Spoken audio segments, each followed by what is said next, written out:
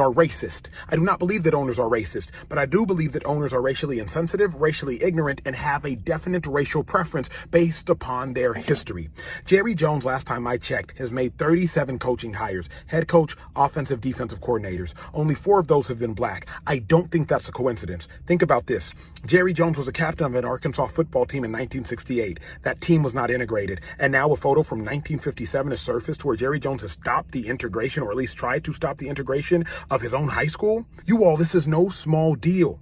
The lack of minority hires because the people at the top, the owners, aren't diverse, but not only that, they have no diverse thought. All right, guys, so in a continuation of the fake outrage that has been rampant in the mainstream liberal media for the past few days, because again, over the Thanksgiving holiday, there's not really a lot of news, okay? So again, they got to make things that are really not news, they got to make it news. Okay, just to have something to be outraged about. And this is one of those stories.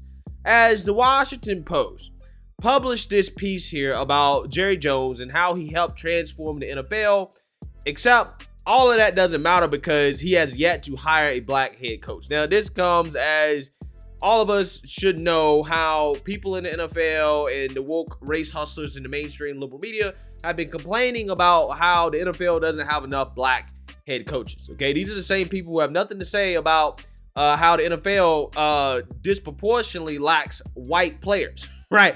But apparently meritocracy only matters when it comes to players, not when it comes to coaches. Again, it's funny how that works. But anyways, the Washington Post did this piece on Jerry Jones in which, as a part of this piece, they dug up a photo of Jerry Jones that allegedly shows him as a 14-year-old boy attending what it looks like a protest in which you had white students blocking black students from being integrated into their school. Now, this took place out in Little Rock, Arkansas. I think it was like 1957 or something like that. Doing, integration. We're talking about Brown versus Board of Education, the Civil Rights Act. A whole lot of important stuff was going on at that time. And in this photo, again, it looked like Jerry Jones was a part of a crowd of white students who were trying to stop integration. And you guys all know how the mainstream liberal media and the woke race hustlers reacted to this. So before I get into it, I want to play this clip from CNN to give you guys some more context in regards to what happened and what's going on here. Take a look. All right, the Washington Post has unearthed this photo from 1957. In it, of course, the person who is circled there is Dallas Cowboys owner Jerry Jones. He's among a crowd of white students who were confronting black students as they were attempting to enter the North Little Rock High School. Jones was asked about that photo, why he was in it, what it meant after the Cowboys Thanksgiving game yesterday. This is what he said. That was, 65 years ago, and a curious kid. I didn't know at the time the monumental event, really, that was going on, and I'm sure glad that we're a long way from that. I am, and we just that would remind me just continue to do everything we can to not have those kinds of things happen. Jerry, do you understand the perception that people have of you standing there? Because that was not exactly a welcoming committee that day. Yeah, I sure do, and I understand that. That photo was taken just weeks, of course, before the Little Rock Nine integrated a separate school, Little Rock Central High School. At the time, President Eisenhower had dispatched federal troops to help escort the 9 black students past those resisting them entering the school. It became a pivotal moment in the civil rights movement. Now, obviously, this is an opportunity for the woke race hustlers, race pimps of America to chime in and to trash Jerry Jones as a racist NFL owner that they always knew was racist from the beginning just because he's white and he owns an NFL team. Now, you are a Cowboys fan, right? Yes, sir. So I'm sure you pay attention to storylines. I'm a fan of the most racist owner in the whole league. Did you see that he brought the whole team to the African American Museum in Washington yesterday? I did see that. Does that earn him any points? Posturing. Nah, that's just all posturing. That's all that is. I have a confession to make. So recently, a picture surfaced of Jerry Jones being a casual observer as members of his white members of his high school try to block black students from going into school. And Jerry says that was a long time ago and he changed. Here's my confession. I've never liked Jerry Jones.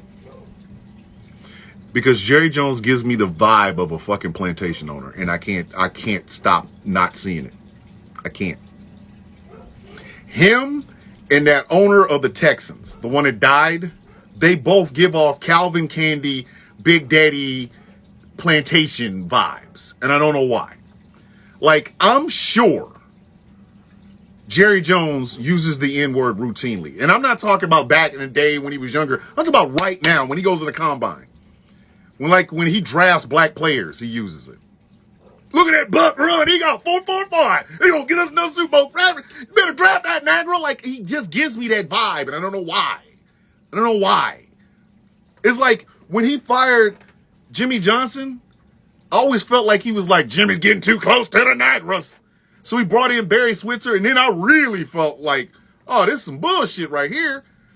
All right, guys, so you seen that, you heard that. People upset because Jerry Jones looks racist, right? He looks racist, and he got caught in this picture being a part of this, I guess, this protest or whatever, trying to stop integration. Now, Jerry Jones said that he was being curious, okay, in regards to what was going on. He definitely looked curious in the picture. I'm not sure if Jerry Jones was there to try to stop integration or what. Quite honestly, I don't give a damn, right, what his reasoning was for being there, and I'm going to explain to you guys why in a little bit here, as Stephen A. Smith, who is probably one of the biggest race hustlers in the mainstream liberal media, who I have a soft spot for because I don't think that in his heart of hearts, he actually believes half the things that he says. I think he's trying to appeal to the pro-black mob who can never, ever, ever, ever be satisfied. Okay, so I think he goes out here, he says a bunch of things, a lot of racially incendiary things that he actually really doesn't mean as a way to virtue signal to the woke mob, even though I don't really think that Stephen A. is all that woke, okay? He claims that him and Sean Hannity are like best friends, right? And he goes on Fox News quite a bit. I don't think he's as woke as he claims. Maybe he is. But this take right here from Stephen A. Smith on this Jerry Jones situation really surprised me, considering how Stephen A. has been one of the loudest people in the media when it comes to how the NFL should hire more black coaches. So let's listen to Stephen A. Smith's take on this situation. I'm pretty pissed off. And let me say this. I'm pissed off, but not for reasons that people would think. I'm very, very fond of Jerry Jones, and I'm not hiding that from anybody. Is his record perfect? No. But I'm pissed off because he doesn't deserve what just happened. He doesn't deserve it. Our report said he was 14 years old. Yeah. Another report said he was 15 years old. At minimum, that's 65 years ago. You're going to bring up a picture of Jerry Jones standing at this protest. No question what was happening is not something that anybody as a black person should be appreciative about.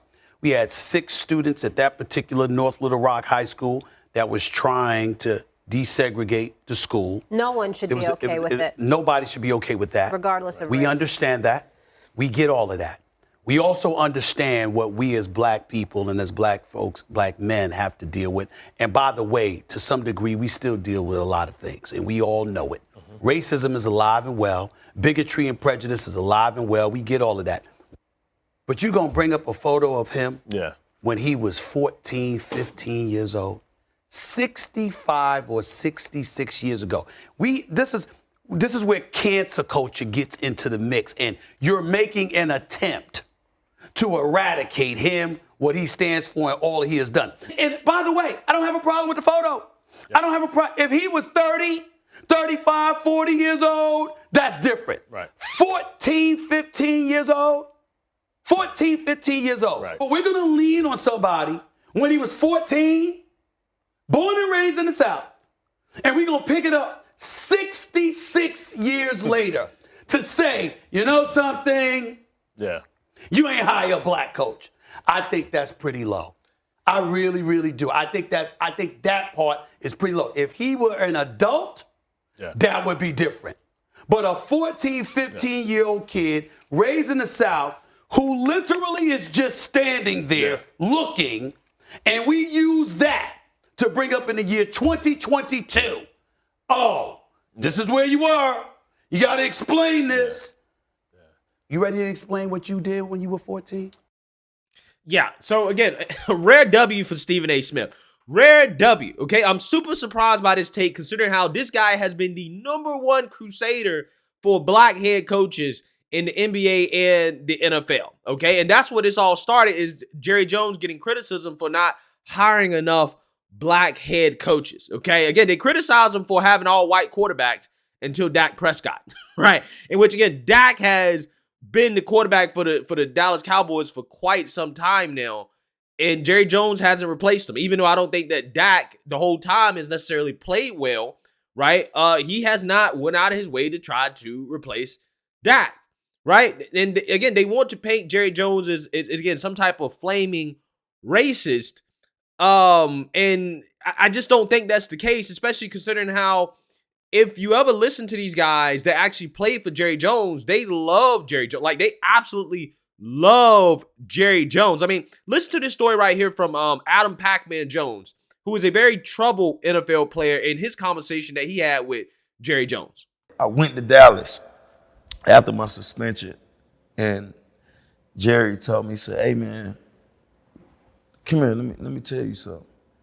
He's like, now, if you want all this shit to go away, 2 things you got to do. First thing, you got to play good football. That's first. You got to play good football. Second thing, you got to stop doing everything with your ass out in the street. You said, what I mean ass out in the street is everybody don't need to know what you're doing. You don't need to be on the block when you go home. It's okay to enjoy your 40 acres and these 10 cows out here. Learn how to be with yourself. And I didn't understand the part about just don't do it with your ass in the street. Yeah, so to me, it sounds like Jerry Jones was a guy that not only cared about, employing black people so they could play for him and make him, millions and billions of dollars. He also seemed to care about them personally, right? Keeping them out of jail, keeping them out of trouble, keeping them out of the streets. He seemed to mentor a lot of these black players. Doesn't sound to me to be something that a racist would do. But hey, Jerry Jones looks racist, right? According to these guys. So apparently he is a racist. And I just want to show you guys something real quick. Is response for some of the race hustlers of America on Stephen A. Smith. You have Tariq Nasheed saying, here is Stephen A. being Stephen A. Smith. Basically calling him a sellout, right? You got all these people under here that are mocking Stephen A. Smith as a sellout. Stephen A. Smith, I sentence you to 4,000 lashes for conduct unbecoming a black man. Yeah, again, so you can see why. Stephen A. goes so hard when it comes to certain issues on race is because this is what happens to Stephen A. every single time. Every single time he says something that the pro-black mob don't like, they keep killing him, boy. They kill him with these slurs. This is what they do, right? Even when, in a situation like this, he's right. Okay, he's right. Like, here's the thing, man. That photo was 60, 70 some years ago, bruh. Who cares, right? Even if he was there trying to keep the schools from being integrated, who cares? Clearly, the man is not the same man that he was when he was 14. None of us are the same people that we were when we were 14 years old. None of us, okay? This man has employed and created more black millionaires than any race hustler to ever live on this planet, okay, combined. But yet, these people mad. Jerry Jones racist. Oh my God, I hate him. And I'm like, again, he's done more for black people, black wealth, than anybody I can think of, right? Any of these woke race hustlers, all of these so-called anti-racist people out here, he has done more. He's done more for reparations, right, than any of these people out here claiming they're fighting for reparations, okay? I'm just saying. Jerry Jones is a good man. He's not a bad man. And that's just not me saying that. That is the players who have played for him, a lot of whom are black, they all seem to love the guy. Okay? They all seem to want to play hard for him. They like him. Again, it's hard for you to imagine that the guy is as racist as these people are making him out to be, considering how, again, you have all these black players that have come out and said how much they love him. I'm just saying. These people will find anything to be outraged at. And what really bothers me the most is that they are going out of their way to bite the hand that feeds them. Why in the world would you want to tear down a black millionaire factory, right? The greatest institution ever built to create black wealth. Why do these people want to destroy it so much? I have no clue, right? They try to destroy it with kneeling for the national anthem, the whole Kaepernick stuff, okay? Now they're trying to destroy it by calling the NFL owners racist. I don't understand. Why do you want to bring this down so much? The NFL, the NBA, all these sports leagues are some of the greatest things that happen to black people, right? Again, there's no other race of people that are benefiting the most, right, than black folks from the NFL, okay, and the NBA. But for whatever reason, they want to tear it down. They want to destroy it because of racism. It's a plantation. Because you got to kneel for the national anthem. Again, it blows my mind. I really don't get it, right? I really don't. But hey, let me know what you guys think. Make sure you like, comment, and subscribe. Most importantly, share a black conservative perspective. Peace.